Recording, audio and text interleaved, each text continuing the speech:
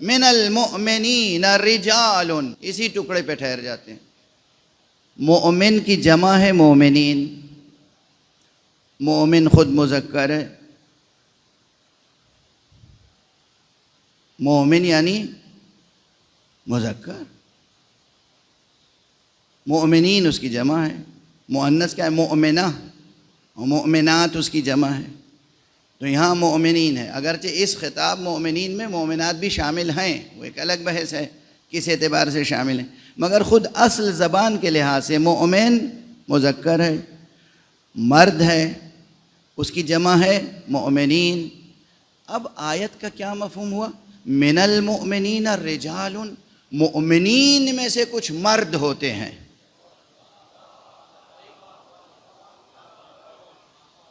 غور فرما رہے ہیں آپ؟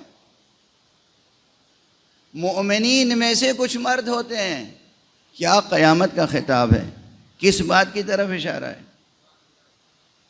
اب صرف مرد ہوتے ہیں کہہ کے گزر جائیں گے تو حق ادا نہیں ہوگا، اس لیے ضروری ہے کہ اس مفہوم کو واضح کرنے کے لیے کہا جائے کہ اور مومنین میں سے، جماعت مومنین میں سے کچھ ایسے اولو العزم مرد ہوتے ہیں جو اللہ سے کیے ہوئے اپنے عہد کو سچ کر دکھاتے ہیں، پورا کر دکھاتے ہیں۔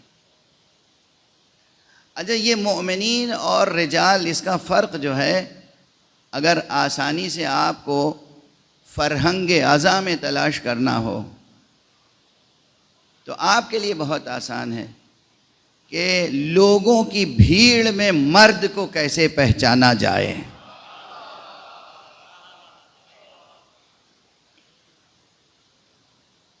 مشہور مقامات ہیں، مشہور مقامات ہیں، آخر تاریخوں میں ہے، مختلف مورخین نے اختلاف کے ساتھ کچھ تعداد لکھی ہے، لیکن اجمالاً یہ بات کہی جا سکتی ہے نا کہ خیبر میں کتنے لوگ تھے؟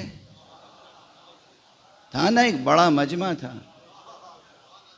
اور بظاہر سب مومن تھے۔ اب ہم تو ظاہر پہ حکم لگا رہے ہیں، باطن میں کون مشرک تھا، کون کافر تھا، کون منافق تھا، کون شکاک تھا، کون سفاک تھا، ہم اس سے بحث ابھی نہیں کر رہے ہیں۔ ہم تو صرف یہ گزارش کر رہے ہیں کہ لوگ تھے، بہت لوگ تھے، اور بظاہر سب مومن تھے، جو بھی رسول اللہ صلی اللہ علیہ وآلہ وسلم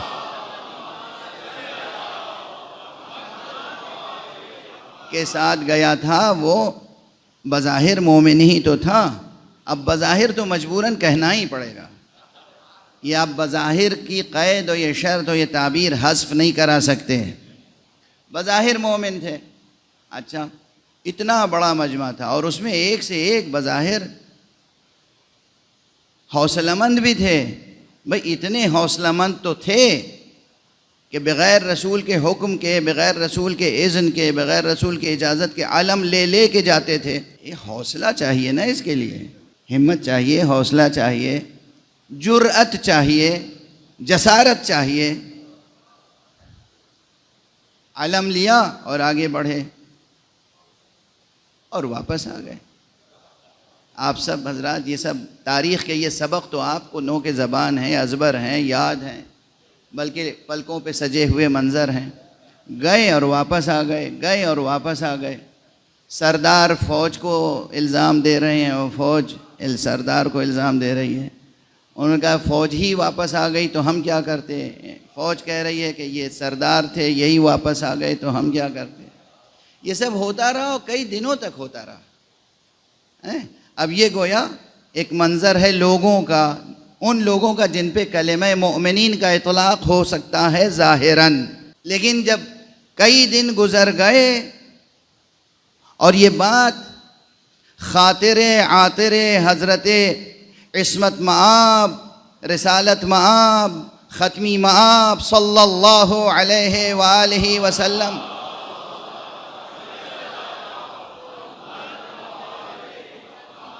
پر گراں گزری تو آپ نے کیا فرمایا؟ لَأُعْطِيَنَّ الرَّعْيَةَ غَدًا رَجُلًا كَرَّارًا غَيْرَ فَرَّارٍ، کل میں رعیت، کل میں علم اسے دوں گا جو رجل ہوگا،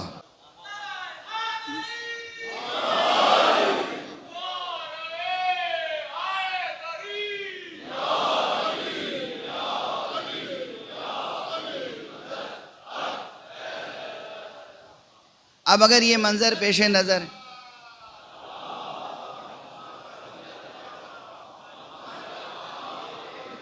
ہم آہنگ طور پر سب مل کے بلند صلوات پڑھنے میں،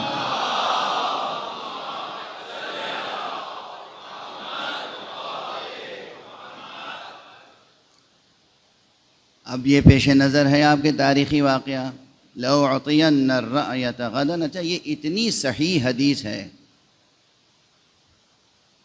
کہ کوئی فرد کتنا ہی بدنیت ہو اس کا انکار نہیں کر سکتا، ایسی صحیح حدیث ہے یہ، یعنی نواصب بھی انکار نہیں کر سکتے، جو ناصبی ہیں وہ بھی اس حدیث کا انکار نہیں کر سکتے۔ لَأُعْطِيَنَّ الرَّأْيَةَ غَدًا رَجُلًا، کل میں اسے علم دوں گا جو مرد ہوگا۔ اگر وہاں مرد کے معنی سمجھ میں آ جائیں تو اس آیت میں مرد کے معنی سمجھ میں آ جائیں کہ من المؤمنین الرجال، مومنین میں سے کچھ ایسے مرد ہوتے ہیں جو اللہ سے کیے ہوئے اپنے عہد کو سچ کر دکھاتے ہیں، پورا کر دکھاتے ہیں۔ اب تک تو گفتگو آپ کے ذہنوں کے لیے بہت مانوس تھی نا، بہت مانوس، اب تھوڑی سی نامانوس بھی ہو جائے۔ ایک صلوات پڑھ دیجئے محمد۔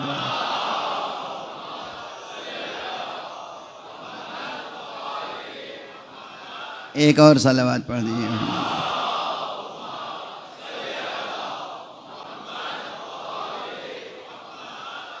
میں نے یوں ہی آپ کی توجہ کو زیادہ بیدار کرنے کے لیے کہہ دیا، ورنہ آپ کے لیے کوئی چیز نامانوس نہیں ہے۔ یہ مومنین میں سے مرد، اولو العزم مرد بنتے کیسے ہیں؟ یہ آتا کہاں سے ہے عزم؟ یہ کس اسٹور سے ملتا ہے؟ کس بازار میں بکتا ہے؟ کون سا گیہوں کھانے سے عزم پیدا ہوتا ہے؟ اس لیے کہ یہ آیت معصومین کے لیے خاص نہیں ہے۔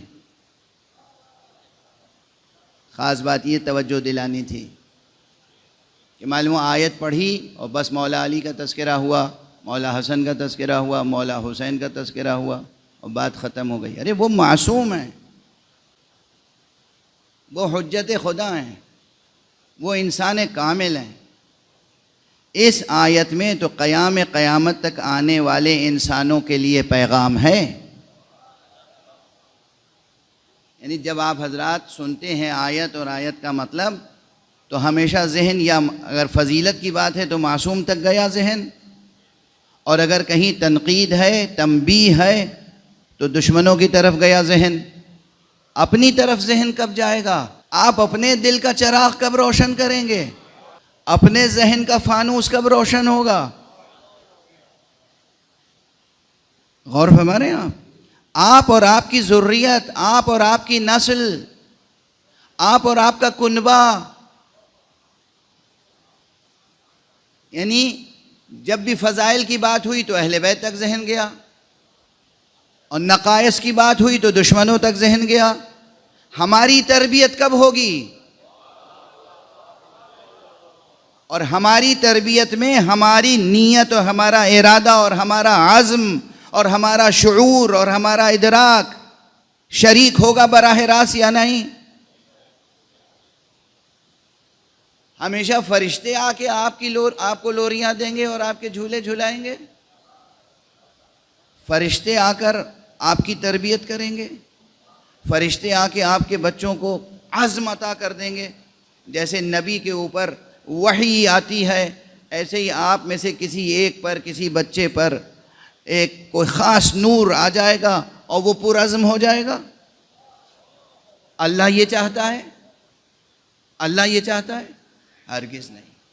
اسی لیے یہ آیت اس انداز میں من المؤمنین رجال، اور مومنین میں سے ایسے اولو العزم مرد بھی ہوتے ہیں، صدقوا ما عاہدوا اللہ علیہ، جو اللہ سے کیے ہوئے اپنے عہد کو سچ کر دکھاتے ہیں، پورا کر دکھاتے ہیں۔ فَمِنْهُمْ مَنْ قَضَىٰ، ان میں سے کچھ وہ ہیں جو گزر گئے، اپنی نظریں پوری کر دی انہوں نے، وَمِنْهُمْ مَنْ يَنْتَظِرُ، کچھ وہ ہیں جو ابھی انتظار کر رہے ہیں. وَمَا بَدَّلُوا تَبْدِيلًا، اور انہوں نے کوئی تبدیلی نہیں کی، یعنی عہد الست پر قائم ہیں. کس عہد پر قائم ہے؟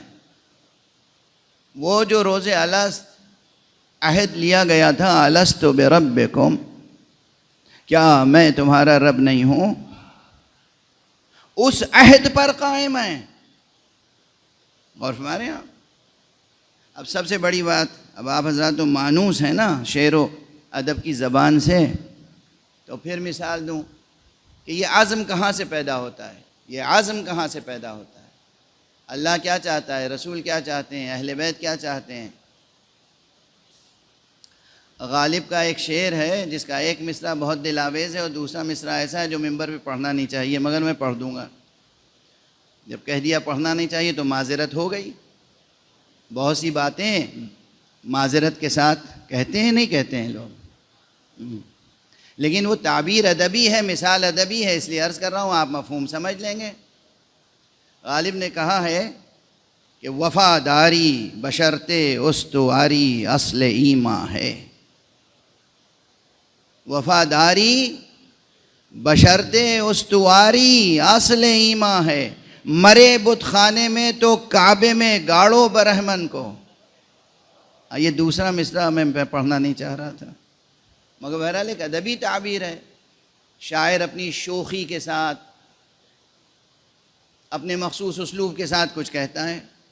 یہ وفاداری جو ہے، وفاداری بشرط استواری، یہ نہیں کہ آج ان سے وفا ہے اور کل ان سے وفا ہے اور پرسوں ان سے وفا ہے.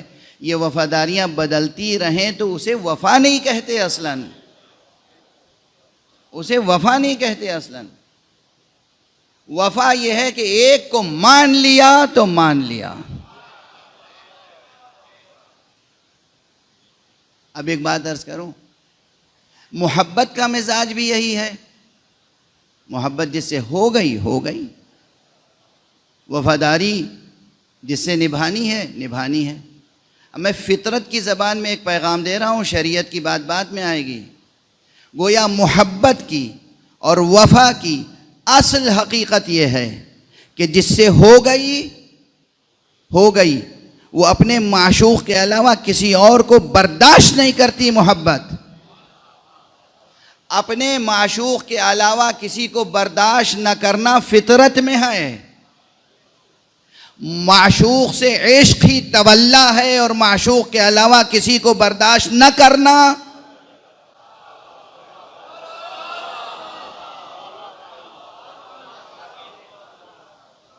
یہی براءت ہے، یہی براءت ہے. لا الہ الا اللہ،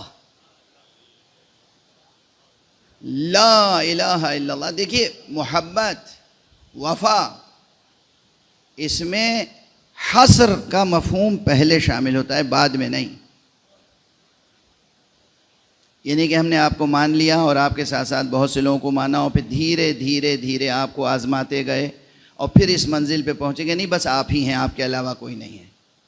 یہ نہیں. پہلے مرحلے میں، ماننے کے پہلے مرحلے میں یہ طے کرنا ہے کہ کون ہے جو ماننے کے لائق ہے اور کون نہیں ہے. اسی لیے کلمہ هو اللہ سے شروع نہیں ہو رہا ہے، کلمہ لا الہ سے شروع ہو رہا ہے. کلمہ ہے لا سے شروع ہے، نفی سے شروع ہو رہا ہے. کوئی نہیں ہے خدا سوائے ایک معبود.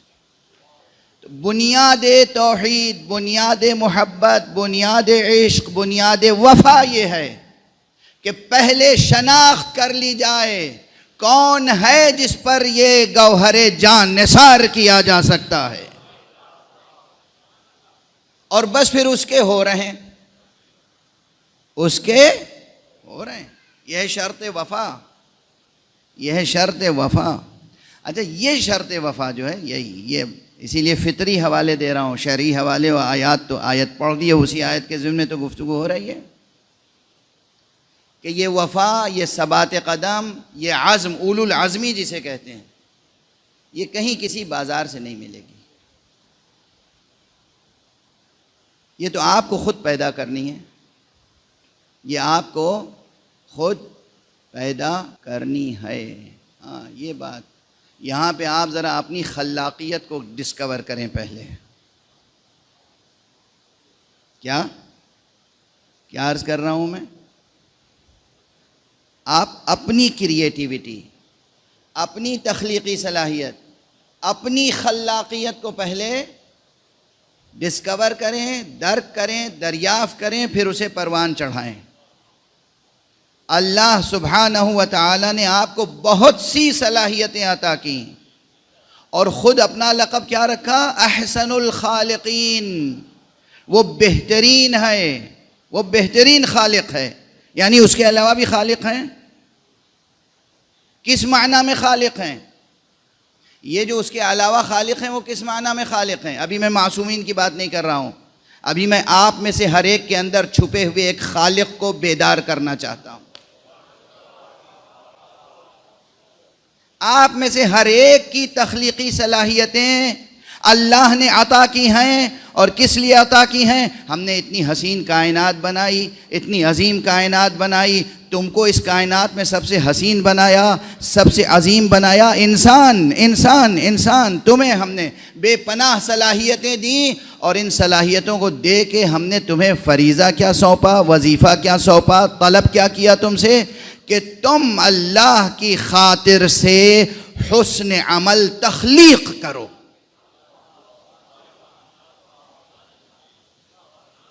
حسن عمل تخلیق کرنا ہے کسے؟ ہمیں اور آپ کو. حسن عمل کے خالق آپ ہوں گے. اچھا آپ کا حسن عمل کیسے کیسے پیکر میں ظاہر ہوگا؟ پہلے تو آپ خود. حسن عمل کسے کہتے ہیں؟ خالی پینٹنگ بنانا حسن عمل ہے؟ بہت بہترین تصویر بنائی، کیا کہنا؟ بہت بہترین شاعری کی، کیا کہنا؟ شاعری میں کیا ہوتا ہے؟ اچھی باتوں کی تعریف، وفاداری کے جذبے کی تعریف، ایثار کی تعریف، خیر کی تعریف، حسن کی ستائش، یہ سب ہوتا ہے نا. یہ لفظوں تک نہ رہے، ہمارے نفس کے اندر واقعاً حسن و خیر کی قدردانی پیدا ہو جائے. سب سے پہلے اپنے نفس کی تعمیر. ہم جہاں جس چیز کو حسین دیکھیں اسے حسین کہیں، اس کو اپریشیٹ کریں، حسد میں مبتلا نہ ہو جائیں. معلوم چیز تو بہت اچھی ہے لیکن چونکہ قمر صاحب کی ہے اس لیے مجھے اچھی نہیں لگ رہی ہے، میری ہوتی تو اچھی لگتی. یہ کیا نفسیات ہے؟ ان کے ہاں ہو یا کسی کے ہاں ہو، کائنات میں کسی کے ہاں ہو، اگر اچھا ہے تو ہمیں اسے اچھا بھی کہنا چاہیے اور اس اچھے سے محبت بھی کرنی چاہیے، اس کی قدردانی بھی کرنی چاہیے. اور ہمارے یہ جتنا تاریخ اسلام میں انتشار ہے وہ اسی لیے ہے. اگر حسن بنی ہاشم کے خاندان میں تھا تو بنی امیہ کو اچھا نہیں لگتا تھا. اگر کوئی چاند بنی ہاشم کے خاندان میں تھا تو وہ اچھا نہیں لگتا تھا. کوئی قمر بطحا تھا، کوئی قمر بنی ہاشم تھا، کوئی قمر مکہ تھا، وہ اچھا نہیں لگتا تھا. کیوں نہیں اچھا لگتا تھا؟ نفس میں خرابی تھی، نفس کی تربیت. اچھے کو اچھا کہیں اور اس سے حسد نہ کریں. شاعری کرنے سے پہلے اپنے شعور میں، اپنی ذات میں، ٹھیک ہے؟ تقریر کرنے سے پہلے اپنی ذات میں، اپنے شعور میں. واضح ہو رہی ہے بات؟ تو سب سے پہلے جو حسن عمل تخلیق کرنا ہے وہ ہمیں اور آپ کو اپنی ذات کے اندر تخلیق کرنا ہے، بنانا ہے، اپنے نفس کو تعمیر کرنا ہے. اس کے بعد پھر حسن عمل کہاں تخلیق ہوگا؟ آپ کی جو شریک حیات بن کے آئے گی یا آئے گا. بیوی شوہر کے کردار کی تعمیر میں تعاون کرے، شوہر بیوی کے کردار کی تعمیر میں تعاون کرے. جو اس میں خوبیاں ہیں اپریشیٹ کرے، قدردانی کرے، تعریف کرے، ستائش کرے. جہاں کمزوری نظر آئے دل سوزی کے ساتھ اس کی تعمیر کرے، دل سوزی کے ساتھ. طنز نہیں، تشنیع نہیں، اٹھتے بیٹھتے تانا دینا نہیں، تم تو ایسی ہو اور تم تو ایسے ہو، تم تو ایسی تھیں اور تم تو ایسے تھے، یہ زبان نہیں۔ جو خوبیاں ہیں اس کی ستائش، جو خامیاں ہیں اس کی دل سوزی کے ساتھ، ہمدردی کے ساتھ، محبت کے ساتھ اسے کم کریں، نقص کو دور کریں، تعمیر کریں۔ تو یہ پہلا مرحلہ ہے اپنی ذات کی تعمیر۔ آدم بنے، ابن آدم بنے، آدمی بنے، انسان بنے۔ بنت حوا بنے، ایک دوسرے کے ساتھ تعاون۔ یہ حسن عمل ہے۔ شاعری سے پہلے، خطابت سے پہلے، مقالہ نویسی سے پہلے اپنے نفس کی تعمیر حسن عمل تخلیق کرنا ہے۔ حسن عمل لفظوں کا نام نہیں ہے۔ اس کے بعد اپنے شریک حیات میں خلق کرنا ہے، تعمیر کرنا ہے۔ پھر اس کے بعد جو آپ کی آغوش میں بچے آئیں گے، ان بچوں کو شروع سے وہ ذہن عطا کرنا ہے، بیٹا جہاں بھی اچھائی نظر آئے اس سے محبت کرنا، حسد نہ کرنا۔